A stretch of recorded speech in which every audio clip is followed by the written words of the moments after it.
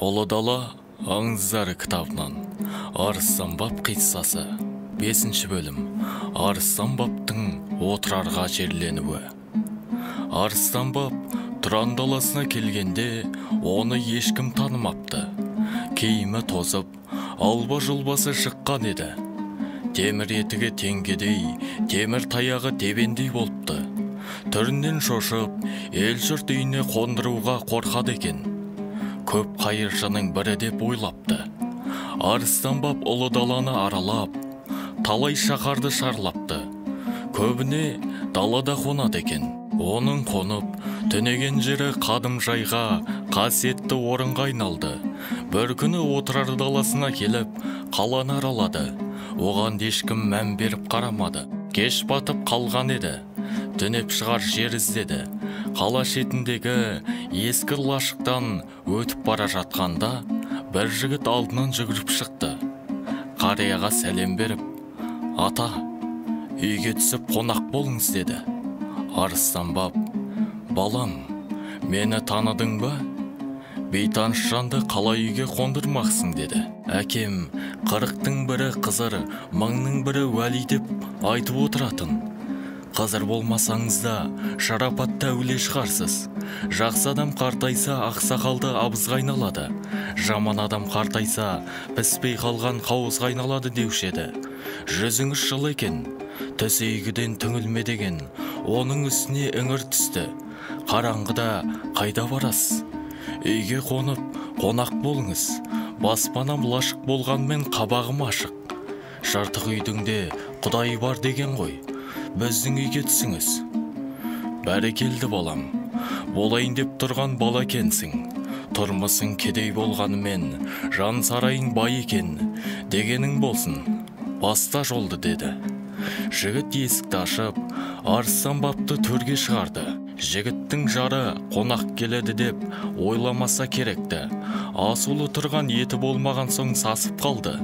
Зар жүгіріп, төрге көрпе төседі. 40 жамау көрпесінен қысылып өліп барады. Ұялғаннан басындағы ақшаулығын көрпешенің үстіне төседі де, «Ата, мұнда отырыңыз» деді. Арыстан баб әйелдің ниетіне риза болып, «Балам, ақшаулық басыңдағы байлығың ғой, оны маған бола жерге төсеме. Мен патша емеспін, жай ғана Құдайдың қарабет құлдарының бірімін. Маған жаман көрпеде жетеді, ниетіңе ризамын, Құдай тілеуіңді берсін» деді. Жігіт қорадан жалғыз лағын әкеліп, «Ата, бата беріңіз, қонақ келмегелі көп болып еді. Бізді кедей деп менсінбей көп кісі түспейтін. Мынау сізге атаған малым, бата қылыңыз» деді. Арыстан баб, «Құдай оңдасын, пайғамбар қолдасын, бақ қарасын, Қызыр дарысын, ниетіңе Тәңірі берекет берсін» деп бата жасады. Ас желініп, сорпа ішілген соң сұхбат қылып біраз отырды. Арыстан баб сол үйде түнеді.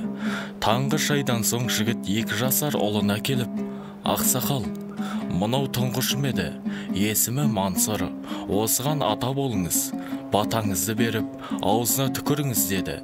Арыстан баб бата беріп, «Мансұр, халаждай Тәңірге ғашық болсын, Қожа Ахметтің шәкірті болсын» деді. Шайдан соң Арыстан баб олармен қоштасып сапарын жалғады. Осыдан соң жігіттің басына бақ қонып, Қызырдарып, дәулетті жанға айналыпты. Баяғы Мансұр ер жеткен соң Қожа Ахмет Яссауидің ең алғашқы шәкірттерінің бірі болыпты. Арыстан баб маңдайынан сипаған соң, жұрт оны Арыстан бабтың баласы деп атап кетіпті. Арыстан баб дүниеден өтерде, Жәбірейіл періште, «Ау Арыстан сахаба, талай ел кездің, талай жер кездің, Мекке Мәдинада жүрдің, қасиетті Әл-Ақсада болдың, Қожа Ахмет туған сайрамды да көрдің, денеңді қай жерге жерлейік?» Сонда Арыстан сахаба, «Отырардағы жаны жомарт бір жігіт есімнен кетпейді. Жалғыз лағын сойып, қонақ қылып еді. Келіншегі астыма кимешегін төсеген. Солардың адал ниетімен ыстық ықыласы есімнен кетпейді. Бір күн ас бергенге 40 күн сәлем деген. өлсем де пейілін ұмытпаймын. Мәйітімді солардың үйінің іргесіне жерлеңдер. Тәңірім ұлықсат етсе, оларды желеп жебеп жатайын.